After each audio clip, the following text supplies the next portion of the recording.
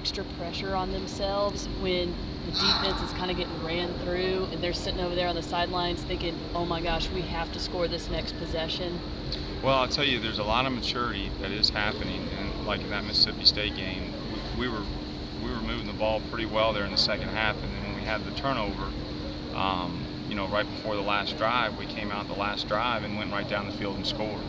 And there was patience there. There was a lot of good throws. There was a lot of good runs. There was good situations, good blocking, and we got to continue that and not worry about what happens on the field. We can't control anything but what we do, and we keep preaching that to them, and they're doing a good job of understanding that. And there is a maturity level that comes about, and it's growing, and you can see it growing in the team, and it's exciting to see.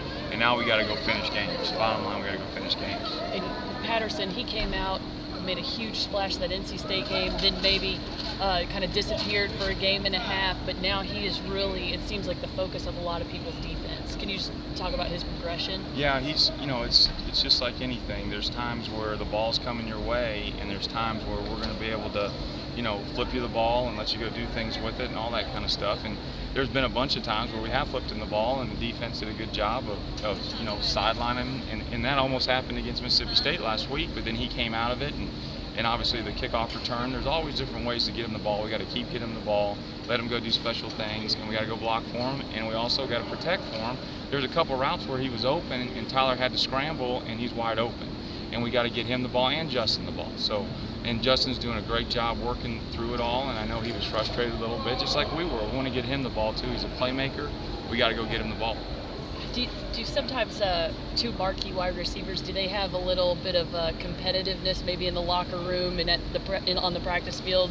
Well, I tell you, our room is really good, and I'm really proud of also the guys that are running the routes to clear out sometimes, to clear out the routes or to do different things to get other guys open.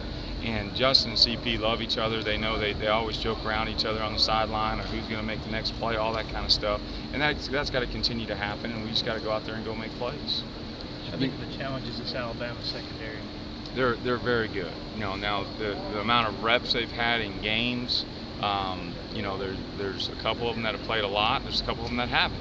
And the thing that they do a great job of is that a lot of those guys left and went to the NFL, and those next guys come and they look really good. So they've obviously got them ready through the years, red shirt and all that kind of stuff, get them prepared to go play, and they go out and execute their defense just as good as anybody in the country. Obviously they're number one in the country, so they do a really good job in the back end of not only tackling and getting the ball down, but they do a good job of putting hands on you and frustrating you at the line of scrimmage with wide receivers so that you can't run your 14-yard dig route. You end up running a 9-yard dig route.